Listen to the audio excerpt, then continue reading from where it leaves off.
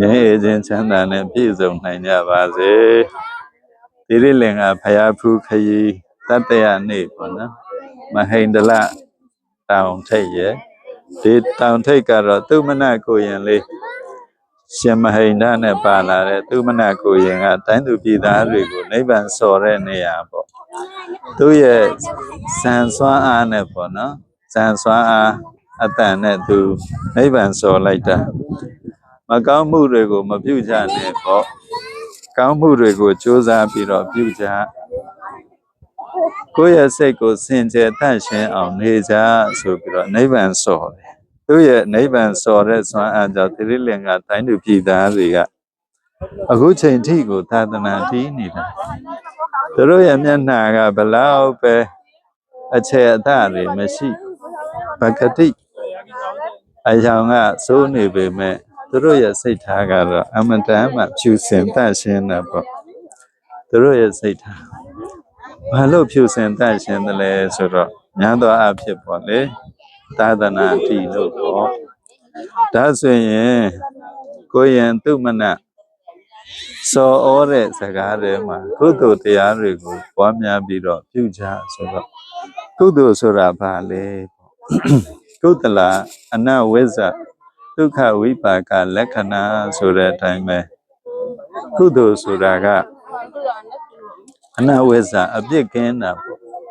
ဘာအပြစ်ကင်းတယ်လဲဆိုတော့ကိလေသာအပြစ်တွေကင်းတာတကယ်လို့တို့တတိမရှိဘူးပေါ်ရန်ကလေးမဖာတိဖာတာနေရင်တော့ကိလေသာတစ်ခုခုဖြစ်မှာပဲလောဘဖြစ်ခြင်းဖြစ်မယ်ဒေါသမာနမောဟတွေဒိဋ္ဌိဝိသိကိစ္စတွေတစ်ခုခုတော့ဖြစ်မှာပဲတတိကင်းတဲ့စိတ်ဟာဒါကိလေသာစိတ်ပဲလို့မှအဲ့ဒါအပြစ်မကင်းတဲ့စိတ်အပြစ်မကင်းတော့ကောင်းတဲ့ကောင်းကျိုးချမ်းသာတွေလည်းပေးမှာမဟုတ်ဘူးပေါ့ဒါဆိုတို့တတိကလေးနဲ့မှတ်လိုက်မယ်ပေါ့ခါရလှုပ်ရှားတဲ့အချိန်မှာပဲဖြစ်ဖြစ်တတိကလေးနဲ့မှတ်မယ်တို့တစ်ခုခုခံစားတဲ့အချိန်မှာပဲဖြစ်ဖြစ်တို့ရဲ့စိတ်ကလေးတစ်ခုခုတွေးမိတဲ့ခါမှာပဲဖြစ်ဖြစ်တို့မြင်ကြားနံစားဒီအထိတွေ့တွေမှာတို့ဖြစ်ပြီးတော့ပေါ်ပြီးတော့ပျောက်သွားတဲ့ပြတ်သွားတဲ့သဘောတွေမှာတတိတစ်ခုမှတ်လိုက်ရင်ပဲဖြစ်ဖြစ်တတိတစ်ခုမှတ်လိုက်တာနဲ့ကိလေသာတွေကတခါတည်းငြိမ်ကျသွားတတိတစ်ခုသာမှတ်လိုက်ပါသုံးဖြာအကျိုးရကိလေသာပြတ်ပိုင်စိတ်ဓာတ်ဉာဏ်မြတ်ပညာရာဆိုတဲ့အတိုင်းပဲတို့တတိတစ်ခုမှတ်လိုက်တာနဲ့ကိလေသာတွေကရပ်သွားအဲ့ဒီကိလေသာရပ်သွားတာနဲ့တို့ရဲ့စိတ်ကအပြစ်ကင်းသွားတာပေါ့ကိလေသာအစိတ်ကိလေသာအပြစ်တွေကင်းသွားတဲ့အခါတို့ဘာအကျိုးရလဲဆိုတော့ဒုက္ခဝိပါကလက္ခဏာ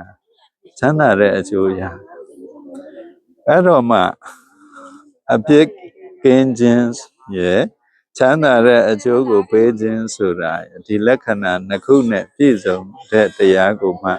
ကုသိုလ်တရားလို့ခေါ်တာအပြစ်လည်းကင်းရမယ်ပြီးတော့ကောင်းကျိုးချမ်းသာတဲ့အကျိုးတရားကိုလည်းပေးရမယ်ဒီနှစ်ချက်နဲ့ပြည့်စုံမှကုသိုလ်တရားလို့တို့သိရမယ်ဒါကြောင့်ဒီသီရိလင်္ကာနိုင်ငံမှာရှိတဲ့ဒီဗုဒ္ဓဘာသာဝင်အများစုပေါ့လေသူမနာကိုရင်လေးရဲ့နိဗ္ဗာန်စောဩသာသနာပြုမှုကြောင့်အခုချိန်ထိသူတို့ရဲ့အရှင်ထဲမှာသာသနာတည်ကြတာများလို့အပြစ်ခင်းတဲ့မျက်နှာတွေနဲ့စိတ်ချမ်းသာတဲ့မျက်နှာတွေတွေ့နေရတာဟာဒါကိုရင်သူမနာရဲ့ကျေးဇူးကြောင့်လို့ဦးဇင်းတို့နားလည်တာပေါ့နော်တို့လည်းပဲမြတ်စွာဘုရားဖေးထားတဲ့ဒီ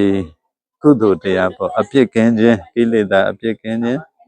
ချမ်းသာတဲ့အကျိုးကိုပေးခြင်းရနိုင်ဖို့အတွက်တတိပဋ္ဌာန်ကိုသွားရင်လာရင်စားရင်တောက်ရင်တတိကလေးကပ်ပြီးတော့မှတ်ပြီးတော့တို့ရှုမှတ်သွားမယ်ဆိုရင်ကုသိုလ်တရားတွေလည်းရင်ထဲမှာပြည့်လာရင်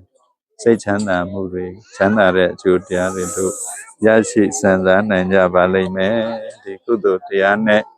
ချမ်းသာမှုကိုအလုံးဖန်တီးတည်ဆောက်နိုင်ကြပါစေ